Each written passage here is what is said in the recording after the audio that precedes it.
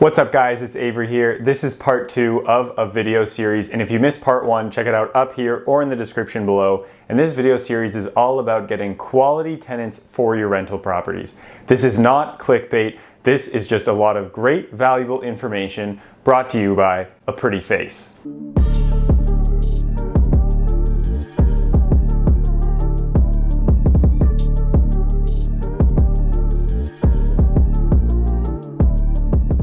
So last video we talked about pre-photos, photos, what platform that you should use, how much you should charge for rent, and what you should add to that listing description. And up next, we're going to activate that listing and talk about pre-screening. When I finally activated the listing for the units that I had hundreds of people reach out to me via call, text, email, whatever it is, through the platforms that I had listed my apartments for rent on, and so many of them wanted to come see the apartment right away. And that's awesome, you want people to come see the apartment, but a lot of those people who are going to reach out to you are immediately not going to be qualified for a variety of reasons, like they don't make enough money to support the amount of rent that you're asking for.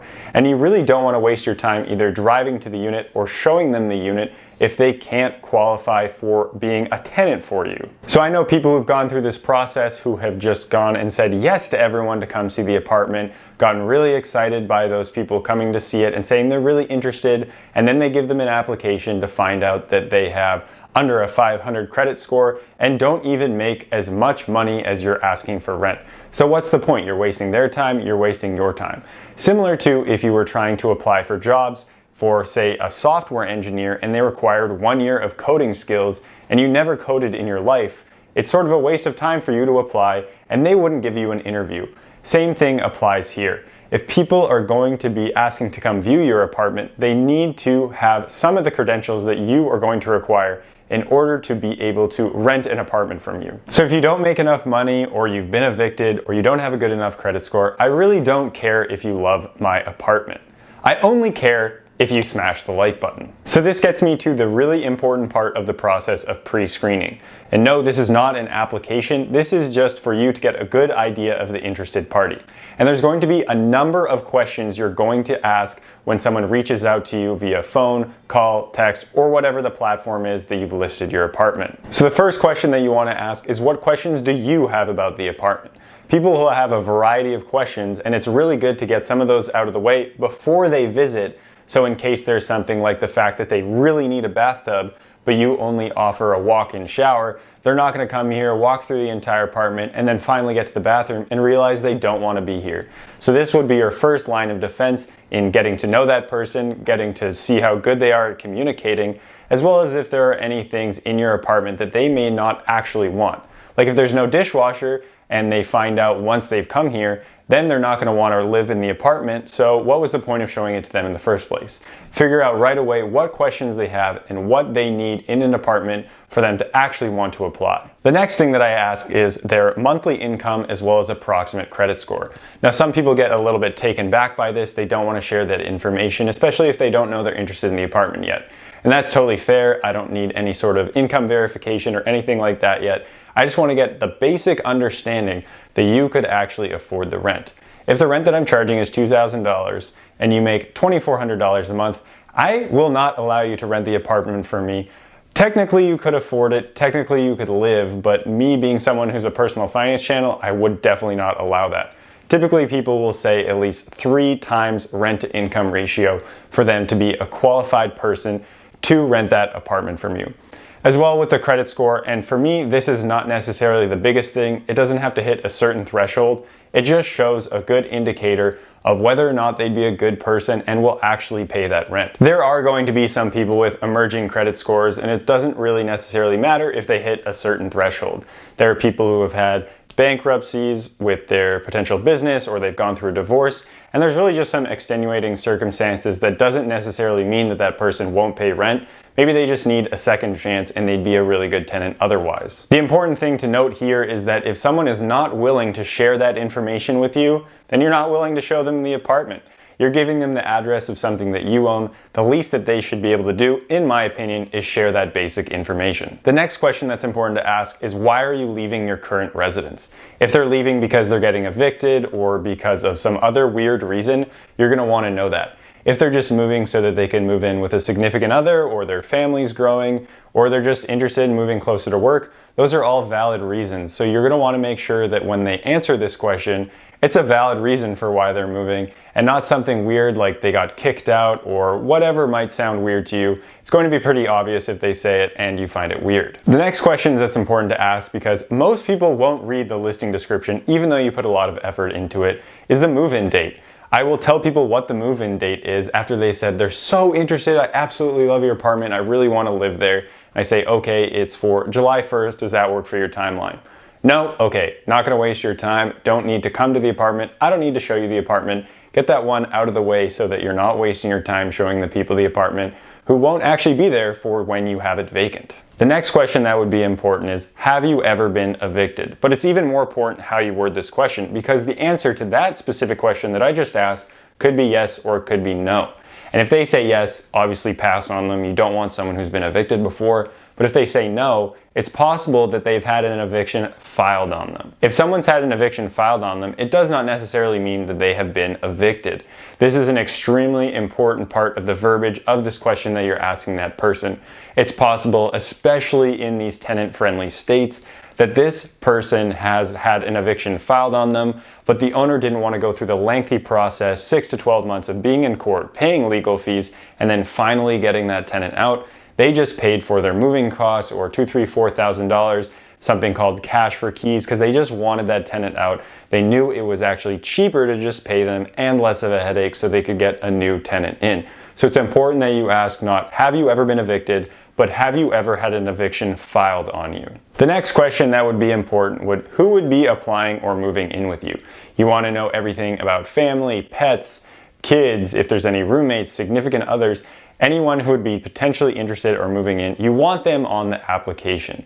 You do not want to have a boyfriend move in and then the girlfriend move in 6 months later who you do not have on the lease, and then 3 months and then living together, they break up, but the boyfriend moves out, now you're stuck with the girlfriend and you have no idea whether or not they're actually qualified or able to pay the rent. These questions that I ask are extremely important, so you just don't waste your time or their time. If people can't afford it, aren't looking to move in at the date that you've asked for, or can't pass those basic requirements that you have for tenants in order to rent an apartment from you, you do not need to show them the apartment. Don't waste your time with them. Make sure you ask these questions over the phone so you are not wasting your time. One really important thing that I have to stress is pay attention to fair housing laws. We do not want anyone being discriminatory against anyone for any reason. Make sure that any of the questions that you are asking are not against those fair housing laws. And there's a variety of things that you could potentially ask that could be bad.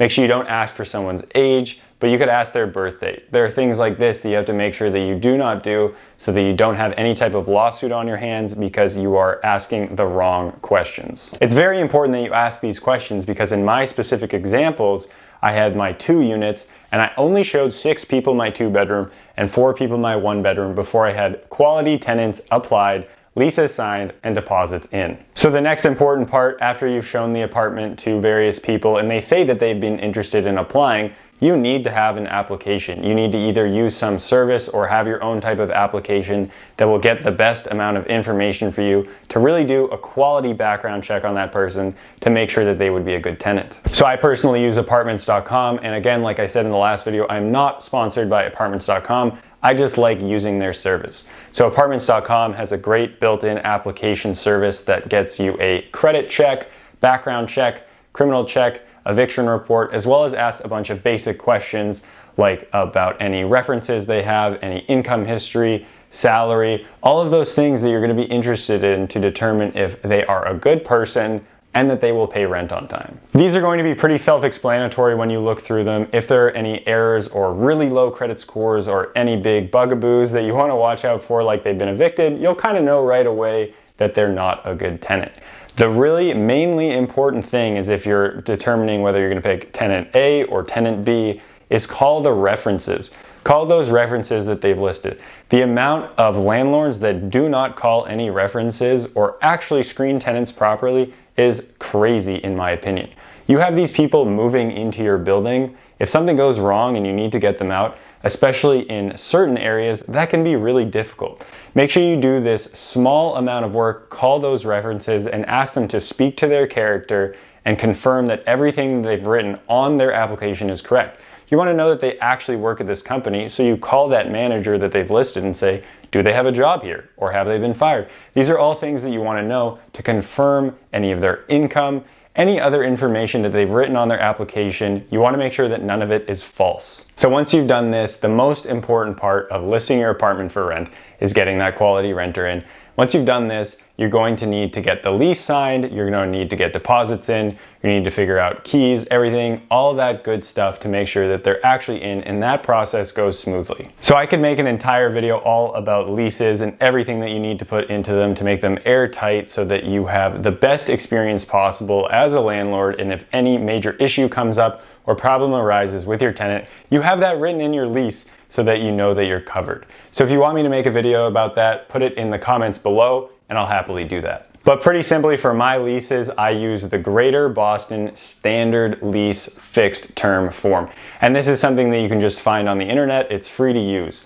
And I don't just use that specifically, there's a lot of good information in there, but I have a ton of amendments that go along with my lease. The very last thing in the Greater Boston lease is any amendments see at the end.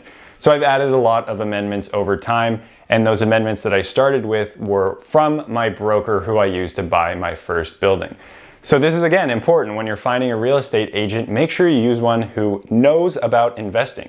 Because I used a real estate agent who knows about investing, they had prior knowledge of leasing out units for rent, so I could use their lease that they had for my own tenants. There are a few things that I've added to my leases in those amendments over time, just from my own experience, as well as talking to other investors. Some things would be like laundry hours, just in case the laundry is really loud and shakes the whole apartment. Quiet hours to make sure that people aren't bothering one another in these smaller multifamily buildings. I also have fees if you put any propane or gas appliances in any place that I have not learned about yet. If someone puts a grill inside the house, that is a no-no. So I have a big fee for that, so make sure that people don't do that. If they want to put a grill outside, totally cool, but I want you to tell me first. Another fee that I have is locked out fees. If you get locked out, your first one is free. Every single one after that, there's a fee because I have to pay someone to go to the apartment or I have to drive there myself. My time is valuable. It's not more valuable than yours. Another thing that I have would be any drain clogs or anything like that would be paid by the tenant. I lived in an apartment once where people shoved boxers and a toothbrush down the toilet plumbing, and there was a plumbing bill. And then the landlord actually ended up having to pay it because nowhere in their lease did it say that we would be responsible. So you're gonna need to make sure that you're gonna put things like that in there. And at first, it's going to come from other investors, or if you wanna pay for an attorney to get an airtight lease, that would be an important step for you to take. But over time, you might add things to your amendments.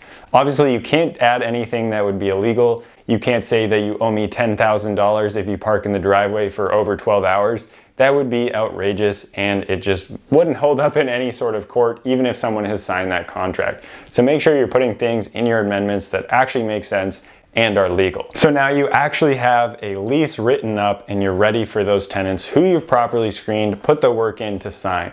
And the way that I do it is I use a platform called EverSign. It's very similar to DocuSign, except you're allowed 5 free documents per month. DocuSign makes you pay for it, and I'm someone who does not like paying for things unless I absolutely have to. I have low enough units that right now 5 documents per month using EverSign would be totally fine for me. If I have more and more, then I will start paying for something like DocuSign so I can get more documents signed per month electronically. So I use EverSign so my tenants can sign everything electronically. I can just send it automatically to their account, to their email, and then I know when it's opened, once they've looked at it, and when it is actually signed. I get all of that information and it is stored in that website when the lease is signed and everything on that lease, as well as the tenants get a copy. That is much better than you being some type of old school landlord who emails it to them, asks them to print it out, and then fax it back to you. No one has time for that. No one wants to do that. So if you can offer an EverSign or DocuSign or some type of electronic signature, you're going to be off to a much better start and your tenants are gonna like you a lot more. And then once the lease is signed, you're gonna need that first month's rent or security deposit or whatever you've asked for in terms of move-in costs. And for me, I either use Venmo to get those initial costs or apartments.com built-in payments or expenses platform. And a lot of the time I'll do my payments on apartments.com, switch it over from Cozy, which I've talked about in videos before about online rental collection. If you want to learn about that, check it out up here or in the description below. But make sure that you're doing some form of online collection. You don't really want to be collecting money orders or checks with the possibility of those checks bouncing. You want to make sure that the money that you're receiving is actual money and that it exists, and doing it online is better for everyone.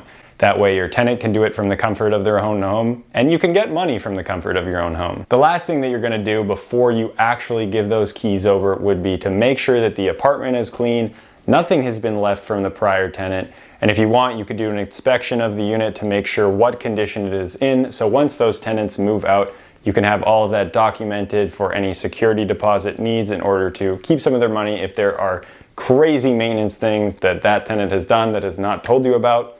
And lastly, you're going to make sure that everything in the apartment that you're offering them has no maintenance issues. If you're going to get a ton of calls in the first month because there's all these maintenance issues coming up, maybe it's a good opportunity for you to show that you're good at fixing things to that tenant, but it's really not what people want when they're moving in right away. They want a good, clean place that is functional. I hope this video helped you guys understand how to screen tenants and everything that you need to do to list your apartment. And the most important thing I will say is do not rush this process. I can't say that enough. Don't rush it. Make sure that you get the quality people in. You are not going to want to continue investing in rental property if you have sour experiences with tenants. If you pick good tenants who pay their rent on time, that seem like good people when you're going through the application process, then you're going to have a much better experience when it comes to being a landlord and a property owner. Many people do not screen tenants whatsoever. They just see that they can afford it and give them the money up front, and then they have a horrible experience as well as an eviction on their hands. Do not be that person. Continue to watch these videos, screen everyone properly so you get the best tenants in possible. I hope that you guys like this video, and don't forget to comment, like, subscribe, share with your friends so more people know how to do this stuff, as well as help me out for that YouTube algorithm.